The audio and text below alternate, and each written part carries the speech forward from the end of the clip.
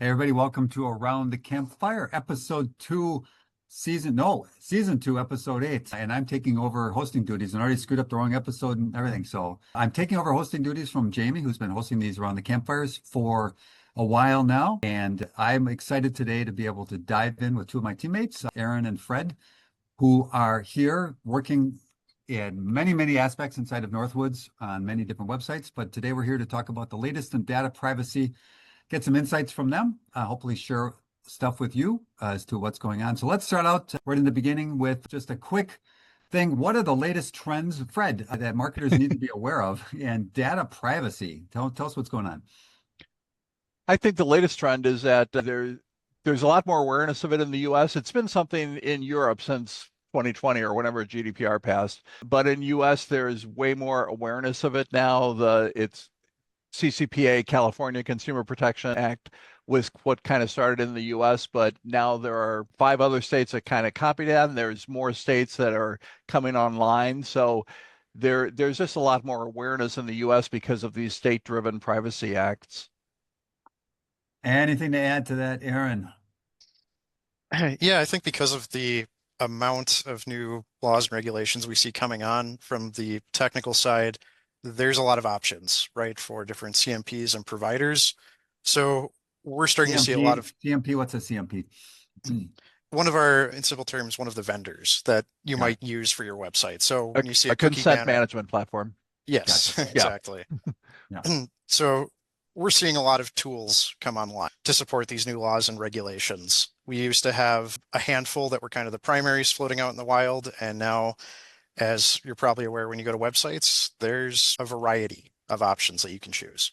We see all those things on the bottom of the websites. It seems like some people take it more seriously than others. And so what are the implications for people who are not, are there certain people that don't have to take this seriously and some that do? So where your visitors are located is really probably the primary determiner of what you need to do. There are certainly many companies that take a privacy first approach, and they're going to put a cookie banner up there, and they're not going to track you unless you agree to it, unless you consent. But that is not legally required in most of the states in the US and around the world either. So it's kind of up to the company to decide what they want to do. But if your visitors are coming from Europe or from the UK, you definitely do have to have a GDPR friendly consent banner up, which means you won't track somebody unless they opt in. And that's one of the big differentiators with the GDPR. That's an opt-in. So theoretically, if you are honoring that, you will not track anything until the person says, yes, I agree to being tracked with analytics or ad storage or whatever. In the US and throughout much of the rest of the world, it's an opt-out. So yeah, I can track you. You come to my website, I can track you unless you opt out and say, no, I do not want to be tracked. So two different things. So if the company has a strong European presence, they need to pay more attention, and Europe is more likely to cause trouble. You have higher odds, even low odds, but higher odds of some trouble coming out of the European thing. But in the United States, because it's an opt-out approach, slightly less concern. Yeah, I would say that's accurate. Okay.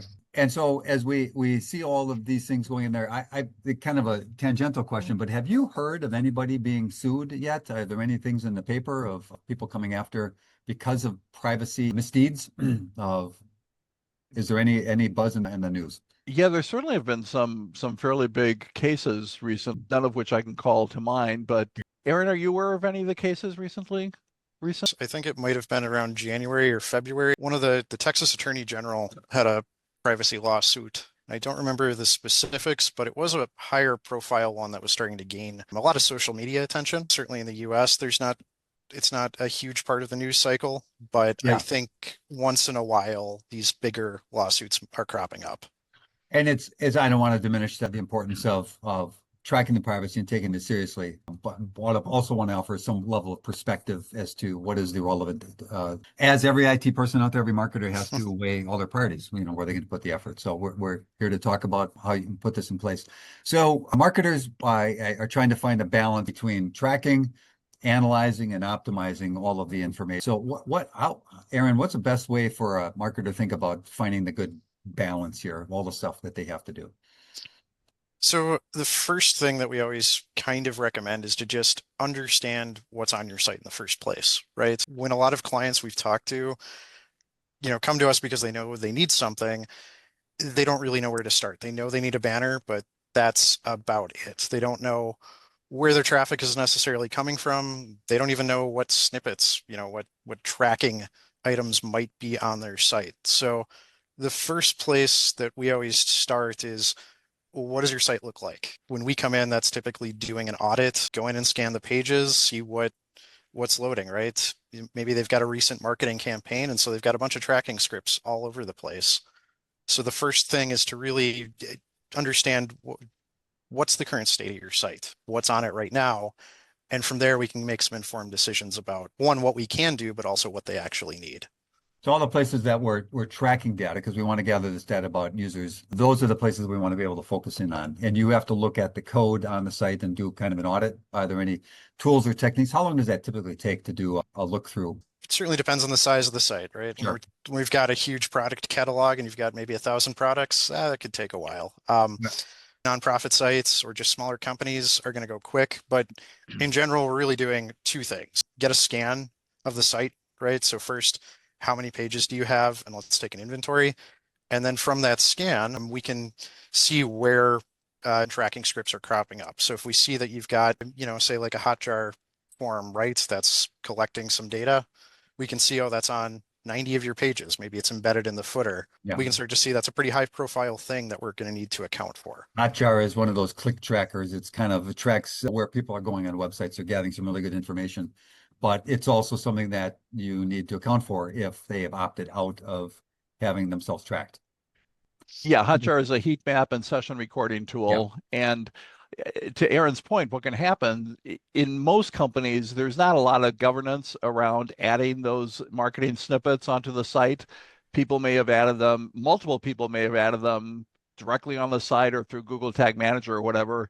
And we run into many situations where, as we do the audit, we find out that, oh, we're not using that marketing platform. We haven't used it for the last 3 years, but the marketing snippet is still on there. Or a new one gets introduced. If somebody puts, let's say you put a consent program in place and people have opted in and engaged, and now you add a new snippet, do you have to do anything to update anything if that happens, Fred? Yeah, and that that does happen a lot. Again, because there's often not a lot of control over the Google Tag Manager, for example. So we run into many situations where we have done an audit, we've set everything up, where we've got the consent banner working properly and the cookie control working properly. And then a month later, somebody adds a new marketing snippet and they just added directly in without taking into account any of the consent stuff. And so when we do the next audit, we find, oh, hey, here's a new cookie that we know nothing about. Where did that come from? Yeah. And then the users would have to opt back into this new cookie. You need to update. So it's really, in many cases, it's controlled through Google Tag Manager. That'll say this tag can fire or not, depending on what the user has specified. Right. And that's why the whole consent banner, consent management platforms, et cetera, it's not a one and done. You have to keep looking at it monthly or quarterly, certainly no more than quarterly, because stuff happens on the website. People add things that they're not thinking about the consent side. So it's an ongoing process. All right, so let's talk about CMPs, consent management platforms. What are some of the ones that we've used a whole bunch of them, haven't we? And had various successes with compare and contrast. I guess, and Aaron, you can comment too. What are some of the ones that what are we currently recommending for a consent management platform? Aaron, I'll let you go first if you want. All right. Sure. Yeah, so we've worked with a handful, some of which we've started using ourselves and then offered to clients, and then others that, people have come to us with. One of the bigger names out there is OneTrust, used to be known as Cookie Pro. So that's one you see all over the place. A lot of websites use them. They have a much larger data privacy platform, and the cookie banners that you see on websites are just a small portion of that. There are a lot of other smaller ones, Cookie Yes, Cookie Bot, Ayubenda. These are names that people might start to hear as they investigate different banners. Now, a lot of them are pretty similar in what they do. In general, they're helping you scan your site. They're helping you see what cookies are coming back in those scans.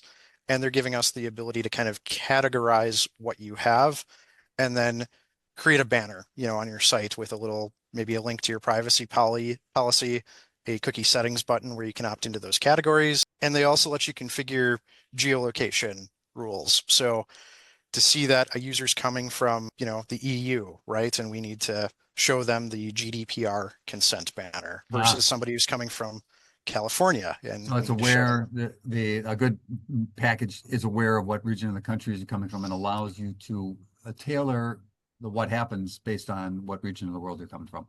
Yeah, exactly. At this point, we kind of recommend different CMPs based on need. We're an agency, obviously, and we have multiple clients that have multiple differing needs, and we have not found one CMP that fits all those needs. I think if you're a single business, a single organization, it's pretty easy to find a CMP that fits your needs exactly.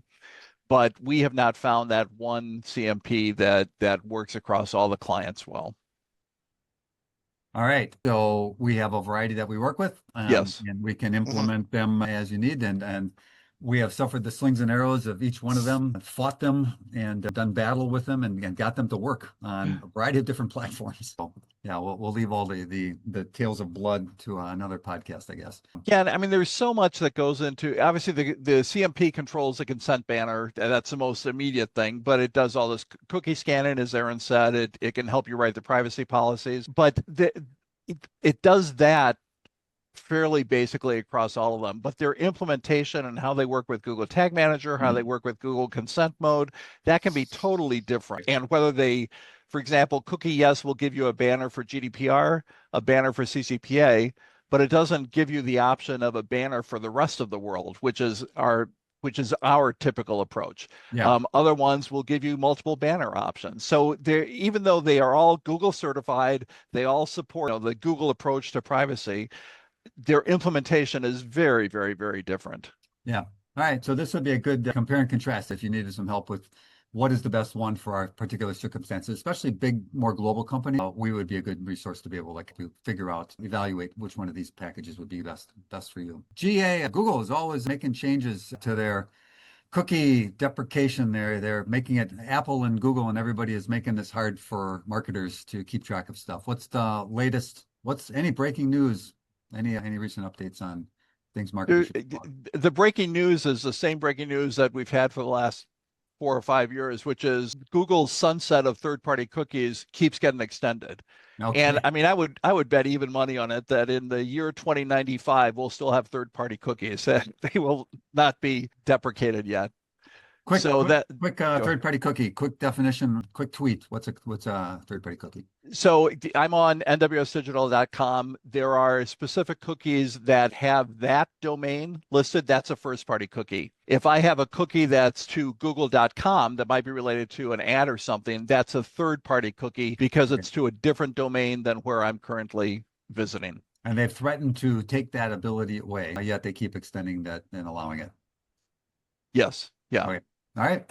Okay. Are there any best practices to focus on for first-party data collection now, Aaron? Yeah, there's a number based on need. In general, one of the things that you want to be aware of is how and when you're collecting data. So we mentioned a little while ago, Fred, you had said it's an ongoing process, right? And that's something that people often get surprised about. It's not just putting that banner on your site and you're good forever. Got to come back and check it. Yeah, so it's like a lot of people have, a contact form. They have requests for information, and these are places where you're gathering data, right? In some cases, that kind of functionality is tied to cookies. And if a user has not opted into that, you might have to do things like make sure add a script so that form doesn't show if they opt out of cookies that support that type of functionality. So one of those best practices is just knowing what's on your site, how it's collecting that data. And if in our contact form example here, if that's something that isn't strictly necessary, you may have to go through and update parts of your site to respond to how that data is being collected. Okay. Lots of work to do. Anything we didn't cover today that you want to add in? Yeah, one thing I would say is that this is a difficult process, and even people who think that they've done it right often have something not set properly.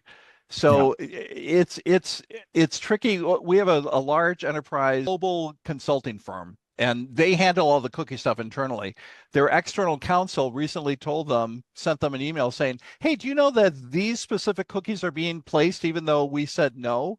And so that started a fire drill within this really large global company, global consulting company. And they've got good people. They know what they're doing, but it's just something you can screw up. You have to keep looking, you have to keep auditing, you have to keep verifying that it's working the way you think you set it up. Yeah. So I would say, I mean, I've seen statistics on this. I don't know how valid they are, but I would give a gut feel that 88.3% of all websites do not have their consent banner set up properly across the board.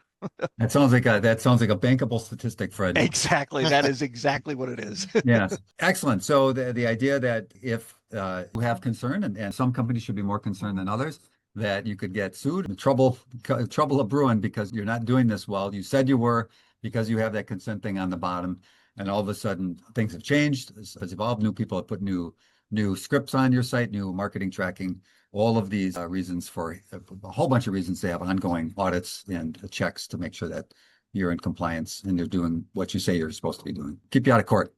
All right, Aaron, anything to add? Just to reinforce that, it's an ongoing process, just like your website maintenance happens all the time. To Fred's point, this is something that you want to stay on top of. Most of the laws are going to say make a reasonable effort, so mistakes will happen, right? Somebody will add something. Right. That doesn't mean you're going to get sued, but it does mean you need to fix it. And but we can validate that you have engaged with us, and if you were in their audit, that's a reasonable effort that we're taking a look and finding places that need to be remediated or fixed or brought up to date. Well, thank you everybody for tuning in today to Around the Campfire. A reminder, you can always see the previous episodes on our YouTube channel. We have a playlist up there. Search for NWS Digital Around the Campfire, and you can find the full list. And I want to thank Jamie for letting me step in as host today.